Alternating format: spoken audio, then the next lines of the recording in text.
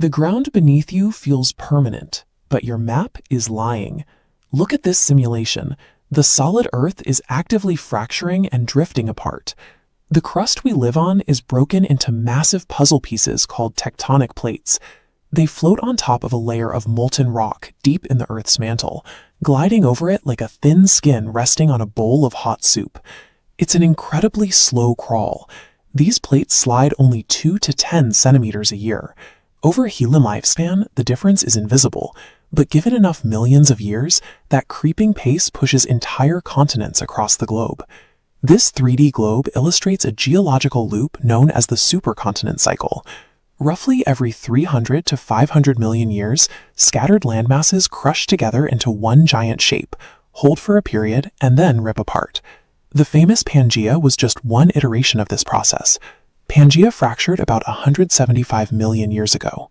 As the shapes on this globe reverse direction and drift back toward each other, you can see the cycle beginning its next phase. We are currently sitting halfway through this timeline. The plates are already in transit, meaning the Earth is actively building its next supercontinent right beneath our feet. Predicting what that massive landmass will look like comes down to a geological tug-of-war.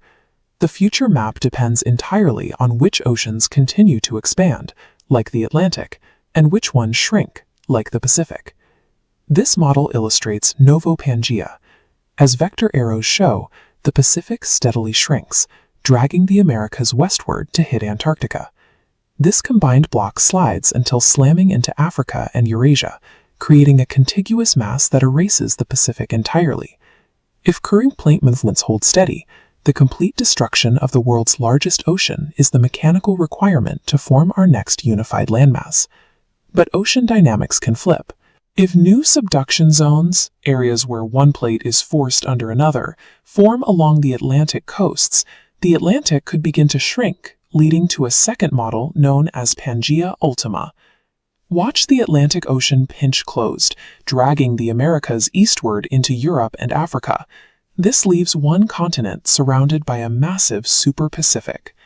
Alternatively, a third model, Aurica, assumes subduction zones swallow both oceans, dragging all continents inward simultaneously. Because landmasses converge from all sides, Aurica forms at a totally new central point. But the fourth model, Amasia, offers an extreme shift.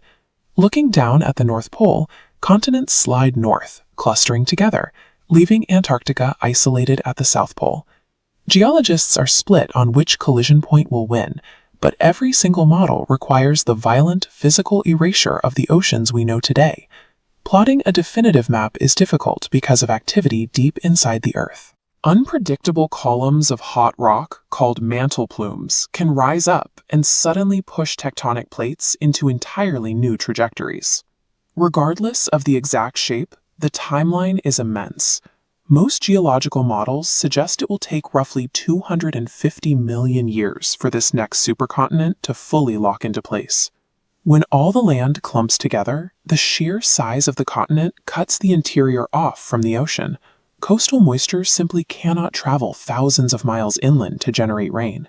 This severe lack of water transforms the interior of the continent into a hyper-arid wasteland. The result is an endless expanse of cracked desert, subjected to brutal, life-threatening temperature swings between summer and winter. This changing geography carries severe biological consequences.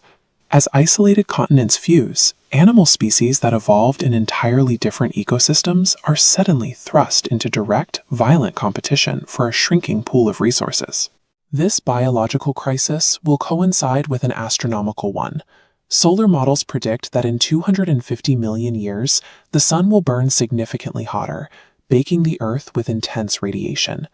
The combination of fierce territorial competition, disappearing water, and rising heat creates a hostile environment.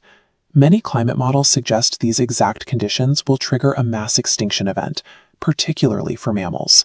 Humans have only possessed recorded history for a few thousand years. The odds of our civilization, or our species, surviving long enough to witness this collision are mathematically vanishing. We treat our current geography as fixed, a permanent stage for human history.